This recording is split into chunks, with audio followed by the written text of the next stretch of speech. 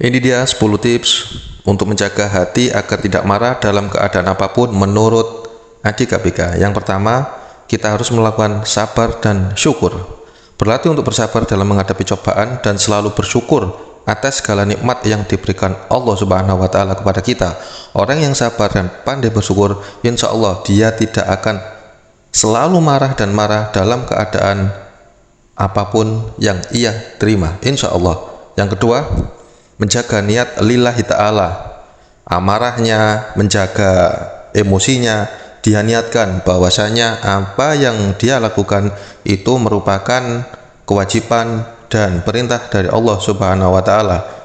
Dari sini tindakan dan respon kita harus dilakukan dengan niat yang benar, yaitu ketaatan kepada Allah Subhanahu wa Ta'ala. Yang ketiga, menghindari perkataan yang kasar. Tetap menjaga lisan dan menghindari perkataan yang kasar dapat menyakiti orang lain. Wah, itu sungguh sangat bahaya sekali. Jadi hindari sekali lagi, hindari perkataan kasar ketika kita sedang emosi. Itu dapat membahayakan diri kita. Maka dari itu, orang yang dapat memanage atau mengontrol perkataannya, maka dia tergolong orang yang mampu untuk bersabar. Yang keempat, berdoa untuk kesabaran. Meminta Allah untuk memberikan kesabaran dalam menghadapi ujian dan cobaan hidup yang kita terima. Jangan kita putus asa, meminta saja kepada Allah, karena Allah itu suka kepada hambanya yang senantiasa berharap kepada Allah. Berdoalah untuk kesabaran kita. Yang kelima, menghindari perdebatan yang tidak penting.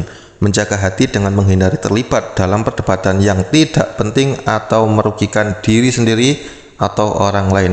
Orang yang suka marah-marah biasanya itu orang yang suka berdebat, ataupun dia suka untuk berdebat dengan seseorang yang tidak cocok ataupun tidak sama cara berpikirnya dengan dia.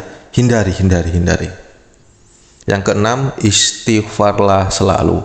Rutinlah beristighfar, meminta ampunan Allah untuk kesalahan yang mungkin telah dilakukan, entah itu kita sengaja ataupun tidak. Yang ketujuh, mengingat akhirat. Selalu mengingat bahwa kehidupan ini sementara dan fokus pada persiapan untuk kehidupan akhirat. Orang yang marah-marah selalu, orang yang senantiasa emosi, itu kalau mengingat akhirat pastinya akan mengingat kematian. Bahwasanya besok bisa jadi dia mati, lusa dia bisa mati, ataupun setelah dia marah-marah dia bisa mati. Lah, ketika kita mengingat akhirat, insya Allah kemungkinan besar itu akan meredakan amarah kita. Nomor 8, menahan amarah dengan zikir. Menggunakan zikir untuk menenangkan hati dan menjauhkan amarah.